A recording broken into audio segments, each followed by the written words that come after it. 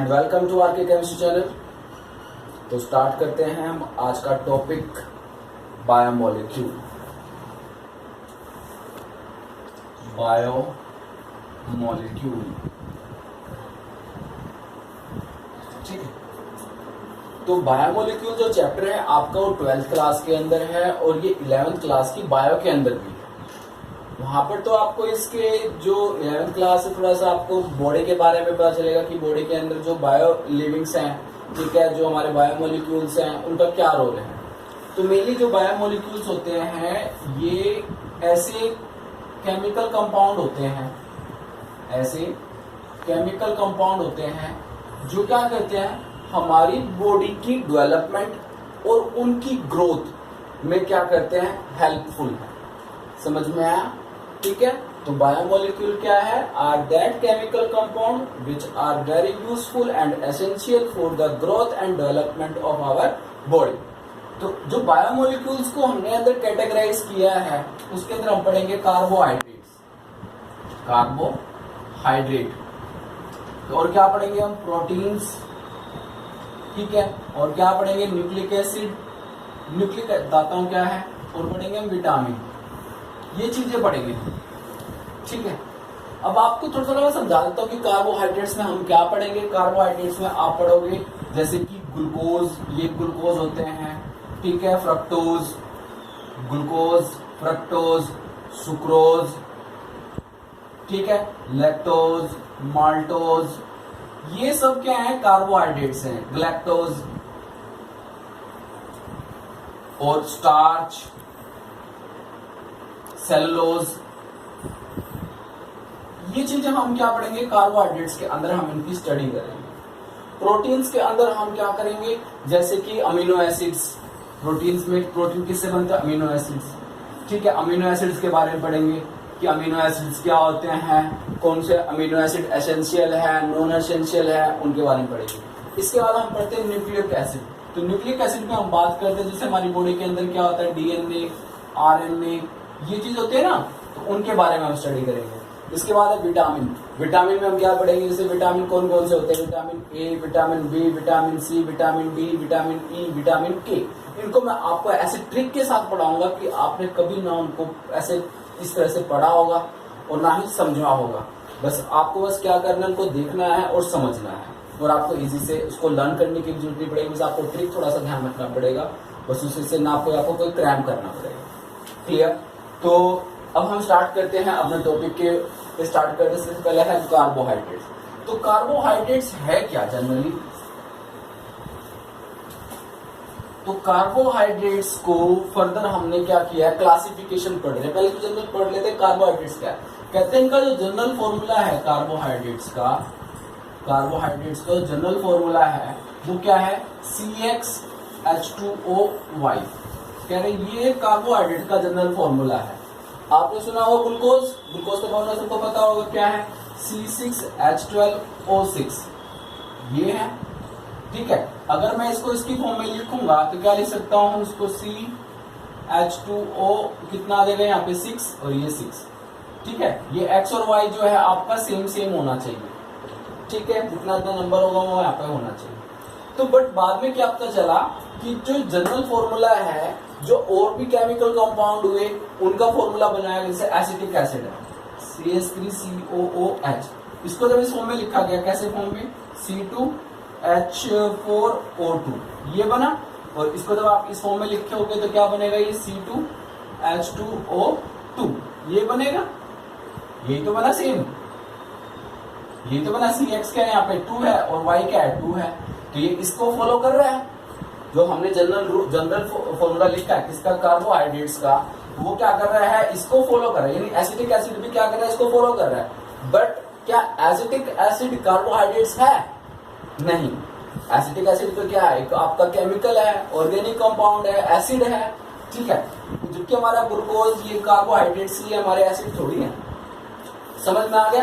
तो यानी कि जो इन्होंने फॉर्मूला दिया, ठीक है, ये बाद में क्या होगा? फेल हो गया। इसको हम क्या बोलते हैं? Hydrate of carbon, H2O। H2O क्या होता है? हाइड्रेट। H2O क्या होता है? हाइड्रेट। और C क्या होगा? कार्बन। इसलिए हम इसको क्या, कार्बोहाइड्रेट्स को हम क्या बोलते हैं? देखो आपने नाम भी समझ में आ गया होगा, कार्बोहाइड्रेट, कार्बोहाइड्रेट यानी हाइड्रेट ऑफ कार्बन। तो इस वजह से ये क्या हो गया, इस रूल को फॉलो करे, तो इस रूल को क्या कर गया, वो कर गया। पर कुछ का हमने क्या करे, कार्बोहाइड्रेट ऐसे भी देखे जो मतलब एक्चुअल में थे कार्बोहाइड्रेट बट वो इस रूल को फॉलो नहीं कर रहे थे। जैसा कि एक है हमारे पास है रेमेनोज, रेमेनोज का जैसे कि रेमेनोज है C6H12O5, C6H12O5, इसको हम बोलते हैं रेमेनोज। ये एक क्या है, कार्बोहाइड्रेट है, बट जब हमने क्या किया, इसको हाइड्रेट की फॉर्म में लेके आना चाहते थे तो वो नहीं लेके आए। क्यों? क्योंकि ये इस रूल को फॉलो नहीं कर पा रहा। अगर आप देखो तो अगर ये यहाँ पे O की जगह 5 की जगह 6 होता तो ये 6H12O6 बन जाता। ये कार्बोहाइड्रेट तो है और ये इस रूल को फॉलो नहीं कर रहा। बट जब हमने क्या देखा, रेमेनोज का जो कंपाउंड है उसकी एक्चुअल स्टडी करी और भी इसमें फॉर्मूला लगाए और भी टेस्ट लगाए, तो हमने देखा कि कार्बोहाइड्रेट्स की जो मेरे डोज है, अगर प्रॉपर्टी है, उनको भी क्या कर रहा है, फॉलो कर रहा है। बट क्या नहीं कर रहा है, ये इस रूल को फॉलो नहीं कर रहा। तो यानी जनरल फॉर्मूला के कार्बोहाइड्रेट्स के लिए साइंटिस्ट ने दिया, उन्होंने कहा ये जरूर चाहिए कि भाई जिस कंपाउंड को फॉलो करेगा वो कार्बोहाइड्रेट्स। फिर हमने क्या अपनी सिचुएशन करना पड़ेगा और भी कंपाउंड की स्टडी करी, जैसे कि हमारा एसिडिक एसिड इसको फॉलो करना था, बट जो कार्बोहाइड्रेट्स की प्रॉपर्टी थी वो फॉलो नहीं करती थी, तो इसका मतलब वो वही, ये तो फॉर्मूला गलत हो गया। फिर अपने और कंपाउंड की अपनी परीक्षा रेमेनोज लिखा, तो रेमेनोज में क्या हुआ कि वो इसको फॉलो नहीं कर रहा था, इस रूल को CH2O5 को फॉलो नहीं कर रहा था। तो इस वजह से ये जो आया जो एजम्पशन थी कि इसी को फॉलो करना चाहिए, तो ऐसा कुछ नहीं है। समझ में आया? तो कार्बोहाइड्रेट जनरली क्या होते हैं, जिसके अंदर कार्बन, हाइड्रोजन और ऑक्सीजन मिलेगा, और जो क्या होता है हाइड्रेट्स ऑफ कार्बन होते हैं, ये हमारे क्या है, कार्बोहाइड्रेट्स है। दूसरा उन्होंने क्या कहा कि जो कार्बोहाइड्रेट्स होंगे वो कैसे होंगे, वो ऑप्टिकली एक्टिव पॉलीहाइड्रोक्सी कंपाउंड है, पॉलीहाइड्रोक्सी और एल्डिहाइड और कीटोन। जैसे जैसा आपने ग्लूकोज का सुना होगा, ग्लूकोज क्या है, C6H12O6 है। जिसको आप इंडस्ट्री से बनाते हो, आपको टीचर भी ऐसे सिखा देंगे कि आप सही बात बनाना आ जाएगा। इसका बड़ा रट्टा लगाते हैं, हम आपको एक सीक्वेंस बताएंगे कि आपको समझ में आ जाएगा कि स्ट्रक्चर कैसे बनाया है। अब जैसे ये है, तो मैंने क्या बताया कि जो कार्बोहाइड्रेट्स होते हैं वो हमारे ऑप्टिकली एक्टिव होते हैं, ऑप्टिकली एक्टिव है, और उनके अंदर क्या है, हाइड्रोक्सी। अगर देखो एक OH ग्रुप होता है तो उसको हम बोलते हैं हाइड्रोक्सी। अगर एक से ज्यादा आ जाए, तो जैसे 2, 3, 4 होने लग जाए, तो उसको हम बोलेंगे पेंटा हाइड्रोक्सी डालते हैं यहाँ पे, उसको हम बोलेंगे पॉलीहाइड्रोक्सी। उसको हम क्या बोलेंगे, वर्ड का लगा देंगे आगे, पॉलीहाइड्रोक्सी। यानी जो मेरे कार्बोहाइड्रेट्स होते हैं वो कैसे होते हैं, ऑप्टिकली एक्टिव होंगे, पॉलीहाइड्रोक्सी होंगे, और पॉलीहाइड्रोक्सी ऑफ एल्डिहाइड। और अगर आप कीटोन का स्ट्रक्चर देखते हो तो कीटोन का स्ट्रक्चर भी क्या होता है, इस तरह का होता है, क्योंकि इसमें कीटो ग्रुप होता है, ठीक है। और जो कुछ है ये सिंपल सा है, ये चीज है, ठीक है। तो इसको हम, और अब ऑप्टिकली एक्टिव कैसे कहा, तो ऑप्टिकली एक्टिव के लिए कंडीशन क्या होती है, कायरल कार्बन होना चाहिए। ऑप्टिकल एक्टिव के लिए क्या कंडीशन होनी चाहिए, कायरल कार्बन होना चाहिए। तो क्या इस मॉलिक्यूल के अंदर कायरल है, यस। देखा कैसा कि अगर हम ये वाला पॉइंट उठा के देखें तो ये OH और ये H और ऊपर क्या लग गया CHO ग्रुप, और नीचे क्या लग गया, एक सारा एक कंप्लीट ग्रुप मान लिया। तो डिफरेंट हुए, चारों चारों डिफरेंट ग्रुप है। अगर हम सेकेंड वाले को ले, ये H ये OH, ठीक है। अब देखो कि अगर इधर देखें तो HOH है, इधर भी HOH है। तो अगर आप उससे ऊपर जाओ तो CHO है, पर इससे नीचे क्या जाएंगे, ये वाला ग्रुप है, डिफरेंट हो गया, ठीक है। तो इस वजह से ये क्या है, ये भी कायरल है, ये भी कायरल है, ये भी कायरल है। इसके पास कितने कायरल कार्बन है, 4 कायरल कार्बन। कितने कायरल कार्बन है, 4। तो 4 कायरल कार्बन है, इस वजह से कंपाउंड क्या है, हाईली ऑप्टिकली एक्टिव कंपाउंड है। तो जनरली कार्बोहाइड्रेट्स क्या हुए, अगर आपको डेफिनेशन नोट करनी है तो आप लिख सकते हो कि कार्बोहाइड्रेट्स क्या है, हमारे ऑप्टिकली एक्टिव पॉलीहाइड्रोक्सी एल्डिहाइड और कीटोन और the compound which produce such unit on hydrolyse, ठीक है। यानी ऐसे कंपाउंड, ठीक है, जो क्या दे आपको हाइड्रोलाइज होने पर मिले। फिर मैं आगे कराऊंगा कि भाई हाइड्रोलाइज होने पर किस तरह के कह रहे हैं कि जनरल तो सिंपल सा आपने क्या लिखना है कि जो कार्बोहाइड्रेट्स हैं are optically active compound having polyhydroxy aldehyde and ketonic group and such compound which are produce on hydrolysis. ठीक है, जो कैसे कब प्रोड्यूस होंगे, जब आप क्या करोगे, हाइड्रोलिसिस करोगे, किसकी, कार्बोहाइड्रेट्स की, क्या करोगे, हाइड्रोलिसिस करोगे तो आपको इस टाइप के कंपाउंड ऑब्टेन होंगे। क्लियर हुआ या नहीं हुआ? तो हम जनरली क्या करते हैं, एक बार मैं आपको ना इनके स्ट्रक्चर्स बता देता हूँ थोड़ा सा, किसका, ग्लूकोज और फ्रक्टोज का, ताकि आपको थोड़ा सा जब मैं आगे कराऊं तो आपको अच्छे से लर्न होगा। बेटा देखो कुछ नहीं होता, ग्लूकोज में C6H12O6 है और फ्रक्टोज का फॉर्मूला भी यही है, दोनों का फॉर्मूला यही है, बट डिफरेंस किस चीज का है कि ग्लूकोज में तो क्या होता है बताइए, ग्लूकोज में तो क्या है, एल्डिहाइड ग्रुप है, और फ्रक्टोज में क्या है बेटा, फ्रक्टोज में क्या है, कीटोनिक ग्रुप है। इतना याद रखा पहले आपने, पहले 2 पॉइंट ही क्लियर। अब स्ट्रक्चर दोनों में 6 कार्बन है, आप इस तरह से बनाइए, नीचे CH2H लगा दो, 1 2 3 4, नीचे CH2OH लगा दो। ठीक है, अब पहला है एल्डिहाइड, तो एल्डिहाइड तो हमेशा ऊपर ही बनेगा। अब कीटोन कहाँ बनता है, कीटोन ऊपर, इस कार्बन पे कीटोन बन ही नहीं सकता, कीटोन हमेशा कहाँ बनेगा, पीछे बनता है, तो हम इसको यहाँ पर ना बना के इस सेकंड कार्बन पे बनाते हैं, ये C हो गया और ये डबल बॉन्ड O। क्लियर हो गया, इतना समझ में आ गया। अब आपने जब भी ग्लूकोज का स्ट्रक्चर बनाओगे, आपने ध्यान रखना है कि जो OH ग्रुप है आपका, OH ग्रुप है वो आपका, वो कहाँ होना चाहिए, आपका हमेशा लेफ्ट हैंड साइड होना चाहिए, थर्ड कार्बन का OH, first second third carbon का OH आप इधर लगा दो, ये चीज। बाकी का जो OH है इस तरफ, यानी H OH H OH H OH। कोई प्रॉब्लम? कितनी आसानी से हमने आपको सिखा दिया है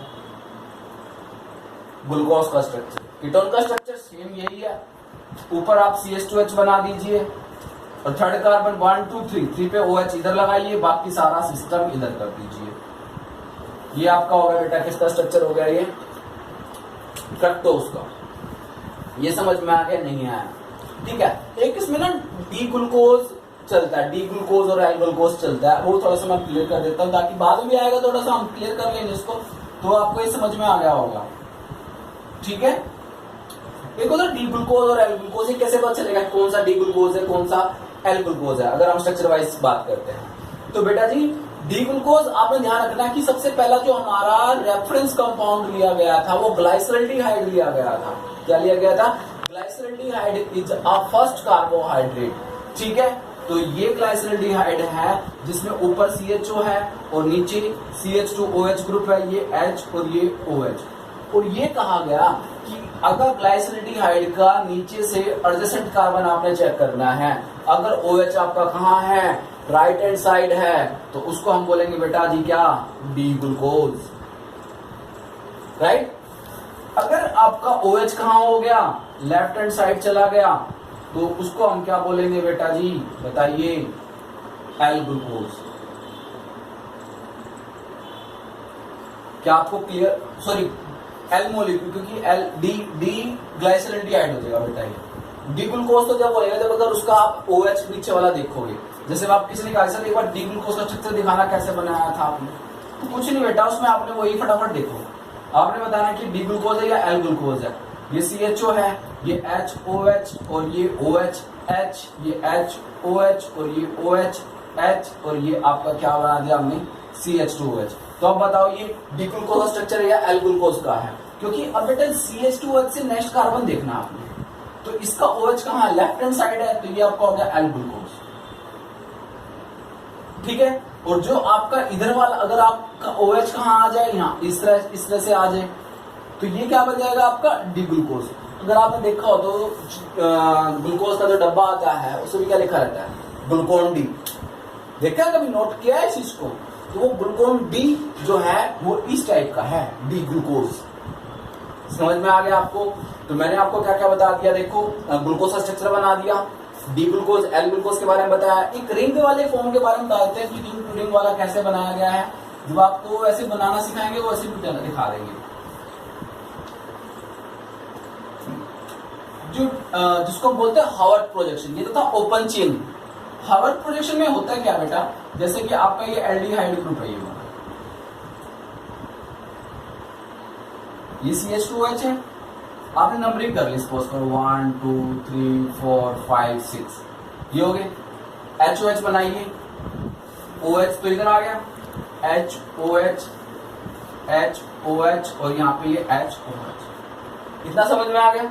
अब आप इसको ना रिंग फॉर्म में बना रहे हो, तो रिंग में हमेशा बेटा जो आपने रिंग बना के देखिए 5 मेंबर जो 6 मेंबर रिंग बनता है वो ज्यादा स्टेबल बनता है। इसमें सारे रिंग बना के देखिए, बट जो स्टेबिलिटी मिली उसको 6 मेंबर रिंग में मिली, जिसको हम बोलते हैं पायरानोजिन। ये जो O का मॉलिक्यूल है ये इस पर अटैक करता है, O के जो लोन पे रहेगा इस पर कार्बन पे अटैक करेगा तो ये ऊपर चला जाएगा, तो O पे क्या आएगा पॉजिटिव चार्ज, बॉन्ड बन जाएगा तो O पॉजिटिव चार्ज आ जाएगा। समझ रहे हो मेरी बात? जब ये इसके साथ बॉन्ड बना लेगा इस तरह से और ये नेगेटिव चार्ज आ जाएगा ऐसे, ये नेगेटिव चार्ज आ गया और यहाँ पर अब ये क्या बना दिया उसने, बॉन्ड बना दिया। बॉन्ड बन गया तो O पे क्या आ गया, पॉजिटिव चार्ज आ गया, क्योंकि अब ऑक्सीजन कितने बॉन्ड बना गया, 3, तो ऑक्सीजन तो पॉजिटिव चार्ज नहीं रह सकता, तो इंस्टेंटली क्या करेगा बेटा, ये बॉन्ड को ब्रेक करेगा ऐसे। जैसे ही H फ्री होगा वो कौन ले लेगा, ये H ले लेगा। तो अब स्ट्रक्चर आपको क्या दिख रही है बेटा, यहाँ पर अभी मैंने यही बना रहा हूं, CH2OH हो गया और यहाँ पे ये C है, C का OH वो इधर भी आ सकता था, वो डिपेंड करता है। और ये आपका ऑक्सीजन ये जुड़ गया, ये देखो बताया तो अभी, ये HOH और ये OH HHOH और ये आपका ये चीज देखो, ये फर्स्ट है, ये फर्स्ट है, ये सेकंड, ये थर्ड, ये फोर्थ, ये फिफ्थ, ये चीज है देखो। आगे समझ में ये चीज, ये जो OH कैसे बना, O नेगेटिव में H ले लिया था, ठीक है। अब इसको रिंग फॉर्म में बनाना चाह रहे हैं हम, रिंग फॉर्म में हमने 6 मेंबर रिंग बना दी ऐसे। ये ऑक्सीजन पता चल रहा है कौन सा है, ये वाला, ये ऑक्सीजन है बेटा, ठीक है। ये आपका ये ऑक्सीजन ये है, ठीक है, और ये आपका फर्स्ट कार्बन ये है, 1 2 3 4 5। अब ये 6 कहाँ जाएगा, तो बेटा 6 इधर है, CH2OH दिखा देता हूं अभी कैसे है। चलो फिलहाल के लिए अब 1 पे देखो क्या है, 1 पे क्या लगा हुआ है, HOH, तो 1 पे आप HOH बना दीजिए। सेकंड पे क्या है, HOH है, ये HOH है, OH जो आपका इधर लेफ्ट हैंड साइड वाला जो अंदर ऊपर की ओर जाएगा, ध्यान रखना, लेफ्ट हैंड साइड वाला जो OH है ऊपर की ओर रहेगा। तो थर्ड कार्बन का इसका स्ट्रक्चर बनाने में ध्यान रखना, इसकी पोजीशन तो चेंज कर सकते हैं हम बेटा ग्लूकोज के अंदर, ये HOH नीचे भी आ सकता है ऊपर भी आ सकता है, ठीक है। ये नहीं कि भाई ये यही रहेगा, क्योंकि ये एनोमर आगे बताएंगे भी आपको, ठीक है। फर्स्ट सेकंड थर्ड, आपने थर्ड कार्बन का जो OH है वो अंदर रखना है, ठीक है, और ये HOH, ठीक है। अब ये आपका यहाँ पे क्या है, CH2OH और ये आपका क्या है H, ये स्ट्रक्चर ये देखो, ये क्या है आपका 6 कार्बन का ये है CH2OH और इस पे क्या जुड़ा हुआ है, 5th कार्बन पे ये जुड़ा हुआ है H और CH2, 5th कार्बन ये है, 5th कार्बन पे H और CH2OH और क्या जुड़ा हुआ है, ऑक्सीजन, ऑक्सीजन जुड़ा हुआ है ना। तो ये स्ट्रक्चर है। अगर कोई मेरे से कहे सर आपने तो पता नहीं कैसे बनाई है, तो आप सिंपली ऐसे कैसे सिखाओगे बच्चों को, तो मैंने कहा बेटा इसको कोई ज्यादा कॉम्प्लिकेटेड स्ट्रक्चर नहीं है, कॉम्प्लिकेट बस कुछ नहीं करना, आपने क्या करना है, 6 मेंबर रिंग बनानी है इस तरह से, इतना तो कर सकते हो, इस तरह डंडे लगा सकते हो, ठीक है। अब आपने क्या करना कि यहां से 1 2 3 कार्बन का OH अंदर रखना है बस, और कुछ नहीं। बाकी आप यहाँ पर जो HOH HOH HOH और यहाँ पे CH2OH और ये कर सकते हो। तो ये जो आपका स्ट्रक्चर बना है ये बना है ग्लूकोज का, और ग्लूकोज के अंदर भी 2 कैटेगरी आएंगी, एक आएगा अल्फा डी ग्लूकोज और एक आएगा बीटा डी ग्लूकोज।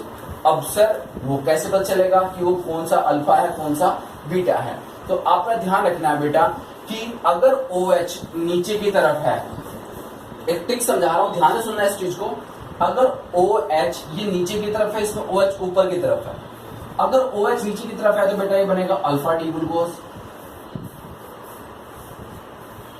अगर OH ऊपर की तरफ है तो इसको क्या बनेगा, बीटा डी ग्लूकोज। अब सर बच्चे कहने लगे सर आपने बोला ट्रिक, तो ट्रिक कहाँ है इसके अंदर, तो आप ध्यान रखना, देखो अल्फा और एक बीटा है, अल्फा और एक क्या है, बीटा है। तो आप मुझे बताइए अल्फा छोटा नंबर है या बीटा बड़ा नंबर है, तो अगर हम देखते तो अल्फा छोटा है और बीटा क्या है, बड़ा है, ठीक है। और बी से आपका क्या समझते हो, बड़ा, बी से क्या समझ रहे हो आप, बड़ा, ठीक है। जब बी से बड़ा समझ रहे हो तो बड़े का मतलब उसकी हाइट ज्यादा ऊंची होगी, तो अब देखो एक OH छोटा है और एक OH कहाँ ऊपर की तरफ है। ये तो OH, अगर इन दोनों में देखो तो OH यहाँ नीचे है और यहाँ पे OH कहाँ है, ऊपर है। तो ये OH वाला क्या माना जाएगा, बीटा डी ग्लूकोज, और ये OH नीचे वाला क्या माना जाएगा, alpha D glucose. Alpha D glucose और beta D glucose I think आपको क्लियर हो गया होगा। तो अगर मैं यहाँ से इसका नाम पूछूं तो आप बता सकते हो कि ये अल्फा या बीटा है, तो आप बता सकते हो कि ये अल्फा है और ये जो OH वाला स्ट्रक्चर बना है ये क्या है, आपका बीटा है। ये समझ में आ गया। अब हम बात चलते हैं फ्रक्टोज पे चलते हैं। तो फ्रक्टोज में क्या है बेटा, सेम यही है, उसमें भी आपके दो बनते हैं, अल्फा डी फ्रक्टोज और बीटा डी फ्रक्टोज है। तो अल्फा डी फ्रक्टोज और बीटा डी फ्रक्टोज में कैसे बनेगा, देखो पहले आपने 6 मेंबर ओपन चेन बनाना है। ओपन चेन बनाने के लिए मैंने आपको बताया CH2OH और सेकंड कार्बन का कीटोन होगा और थर्ड कार्बन का OH लेफ्ट हैंड साइड है और फिर आपका HOH और फिर यहाँ पे आपका HOH और यहाँ पे आपका क्या बेटा CH2OH। यही चीज है, यही था। इसके बाद मैंने क्या किया, बस यहाँ पे इसके जो लोन पे थे इस पे टैग करा दिया, ठीक है, और ये इधर चला। अब 5 मेंबरिंग बनेगी, सिर्फ कितनी बनी है, 1 2 3 4 5, कितने नंबर बन गया, 5 मेंबरिंग बनेगी। 5 मेंबर इंक्लूड करेंगे हम इसमें, ये यहाँ पे इस तरह से, इस तरह से। तो फर्स्ट तो हमारा यही है बेटा 1 2 3 1 2 3 4 5 और ये हमारा 6, क्योंकि टोटल 6 कार्बन है हमारा। ये हो गया। अब हमने इस पे, ठीक है, ये यहाँ पे जब जाएगा तो ये क्या बनाएगा, O नेगेटिव आ जाएगा बेटा, इसमें O नेगेटिव आ जाएगा और यहाँ से H कहाँ चला जाएगा, इसके पास चला जाएगा। अब ये कितने बॉन्ड बना गए, 4 बॉन्ड बन गए, नहीं बन गए बताओ, 4 बॉन्ड बन गए। देखो एक तो ये रहा, दूसरा ये रहा, तीसरा ये रहा और चौथा ये रहा। क्लियर हुआ। अब इस कार्बन पर, यानी ये जो कार्बन है, ये वाला कार्बन, इस कार्बन पर क्या क्या जुड़ा हुआ है, CH2OH जुड़ा हुआ है और क्या जुड़ा हुआ बेटा, OH जुड़ा हुआ है। ये जुड़ा हुआ है ना, तो आप इसमें ये CH2OH लिखो और ये क्या जुड़ा हुआ है, OH जुड़ा हुआ है। ये आपका फर्स्ट, ये आपका सेकंड, फर्स्ट सेकंड थर्ड। अब थर्ड कार्बन पे आ गए, तो थर्ड कार्बन का OH कहाँ है, लेफ्ट हैंड साइड है, तो उसको आपने हमेशा ध्यान रखो, थर्ड कार्बन का OH तो रिंग के अंदर ही डालना, चाहे वो ग्लूकोज का हो चाहे वो फ्रक्टोज का हो। थर्ड कार्बन का OH आपने रिंग के अंदर डाला, फिर यहाँ पे क्या बचा आपका HOH, ठीक है। अब यहाँ पे फिफ्थ पे आ गए, फिफ्थ पे क्या लिखा हो, H और CH2OH, तो यहाँ पे आपका CH2OH और ये आपका, समझ में आया या नहीं आया। तो ये आपका किसका बन गया, फ्रक्टोज का। अब आपसे किसी ने पूछा कि सर ये फ्रक्टोज में अल्फा डी फ्रक्टोज है या बीटा डी फ्रक्टोज है, तो आप बेटा जी इस कार्बन को देखोगे जो इससे एडजेसेंट में है, इस कार्बन पे आपने OH की पोजीशन देखने की, OH की पोजीशन कहाँ है, वो अल्फा है या बीटा है, तो कहाँ है बेटा, नीचे की तरफ है। तो जो नीचे की तरफ है तो वो क्या बनेगा बेटा, alpha D fructose, alpha D fructose. Clear हुआ। और अगर OH कहाँ होता, ये ऊपर होता इस तरह से, और नीचे क्या होता, CH2OH होता, तो ये क्या बन जाता है बेटा, बीटा डी फ्रक्टोज। तो आई थिंक आपको क्लियर हो गया होगा, alpha D glucose, beta D fructose, alpha D glucose, beta D glucose. Clear हो गए स्ट्रक्चर सबके, ओपन चेन भी आ गया, और जो ये वाली जो स्ट्रक्चर होती है इनको बोलते हैं हार्वर्ड प्रोजेक्शन फॉर्मूला। ठीक है, क्लियर।